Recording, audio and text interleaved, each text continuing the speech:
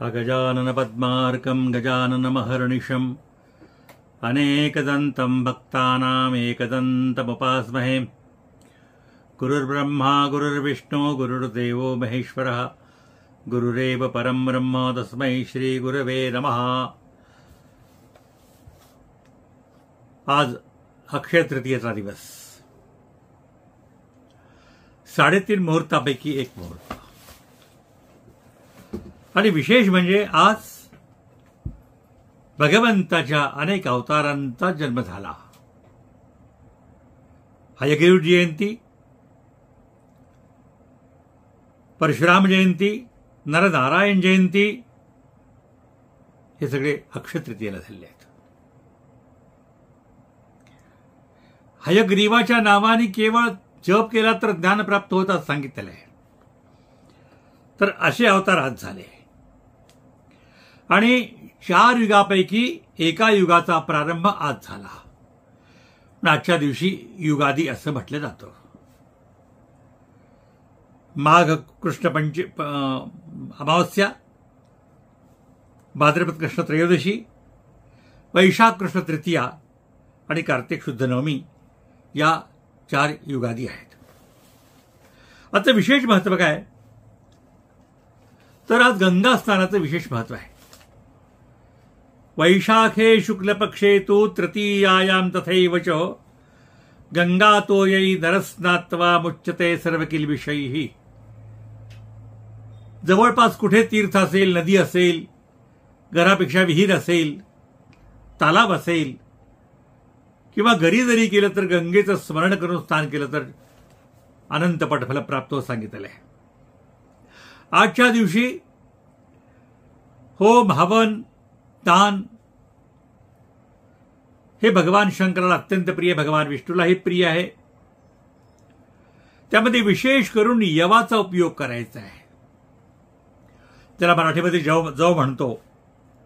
तस्मात् कार्यो यवैर होमो यथै विष्णुं समर्चयेत यवैर्विष्णुं समर्चयेत यवान् दद्याद् द्विजातिभ्यः प्रयतः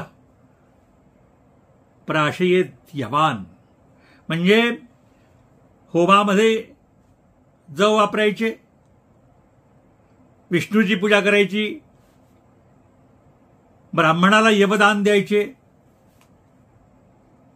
आणि स्वतः सुद्धा आपल्या आहारामध्ये यव घ्यायचे। आणखी एक विशेष म्हणजे उदकुंभ दान। या दिवशी ब्राह्मणाला जे जे दान दिलं जातं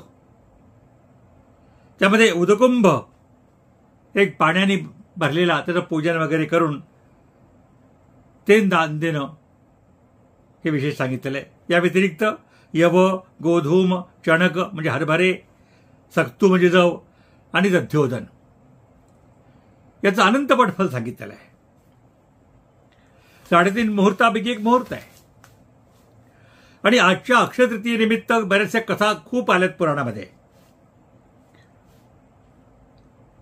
एक व्यापारी होता, तो नित्य दानधर्म करत असे,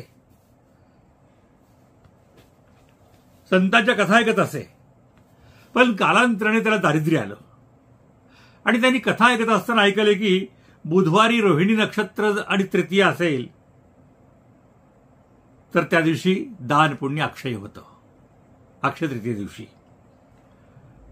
मग तो दिवस येताच त्याने दान पुण्य केलं आणि पुढच्या जन्मी तो कुशावर्त देशाचा राजा झाला। भरताचे पिताश्री ऋषभदेव काही दिवस हस्तिनापूरच्या राजा श्रेयस याच्या घरी राहिले। तिथं अन्न वगैरे सेवन केलं म्हणून त्या राजाची भोजनशाळा अक्षय झाली।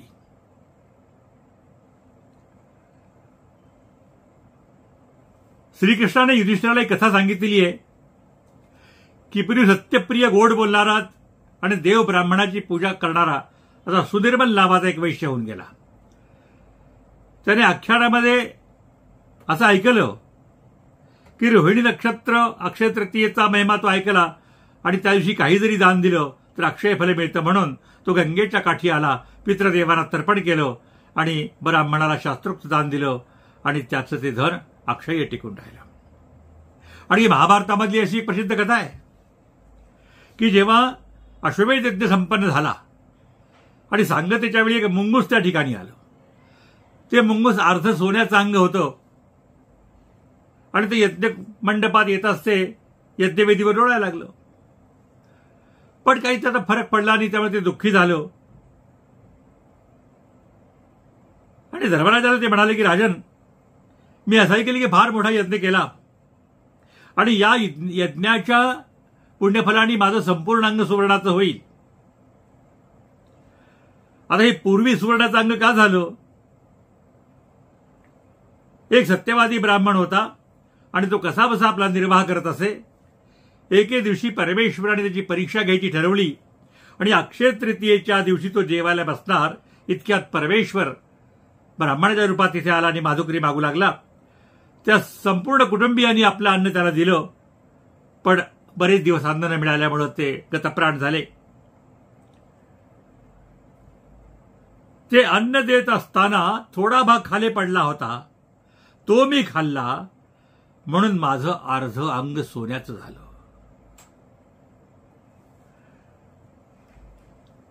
अर्धांग राहिलेलं सोन्याचं व्हावं मी या यज्ञमंडपात खूप फिरलो, पण झालं नाही. म्हणून त्या ब्राह्मणाच्या एका गव्हा एवढ्या अन्नाचं सेवन केलं तर एवढं पुण्य मला, एवढा लाभ मला झाला. या अश्वमेध यज्ञाचं पुण्य तेवढं सुद्धा तुला प्राप्त झालं नाही. अशा अनेक कथा या अक्षय तृतीया निमित्ताने आहेत. अक्षय्य नावामधील अक्षय्य, या दिवशी आपण जे सत्कर्म करो, जे दानधर्म करो, विष्णूची पूजा, विष्णू सहस्रनामाचे पाठ, हा संकल्प करायचा आहे की आपण अविरतपणे विष्णू सहस्रनामाचे पाठ करायचे. आपल्या सगळ्यांनी साधकांनी संकल्प केलेलाच आहे की जेवढे रोज 2 पाठ होतील ते जगन्नाथपुरीच्या भागवतामध्ये आपण जगन्नाथाला अर्पण करणार आहोत. पण सर्वांनी जास्तीत जास्त आणि यावज्जीवपर्यंत विष्णू सहस्रनाम आपल्या पाठामध्ये असावं. तो पाठ सर्वांनी करावा आणि अक्षय तृतीयेकरता काहीतरी पुण्य संचित जमा करावं. दान करतेवेळी गंगेचं स्मरण करा. तीर्थ असल्यास तीर्थाजवळ जा आणि आपल्याजवळ असेल गुरुजींना बोलावून उदकुंभ दान द्या, यवदान द्या, गहू दान, अन्न धान्य दान द्या. त्यामुळे निश्चित आपल्याला त्याचा लाभ होतो. आणि भगवंताचं नामस्मरण हे सदैव चालू ठेवा. भगवंताला प्रार्थना करतो की ही अक्षय तृतीया आपल्या सर्वांच्या जीवनामध्ये अक्षय सुखाची प्राप्ती करून घेऊन येवो आणि आपल्या सर्वांना आनंद प्राप्त होतो. अवधूत चिंतन श्री गुरुदेव दत्त.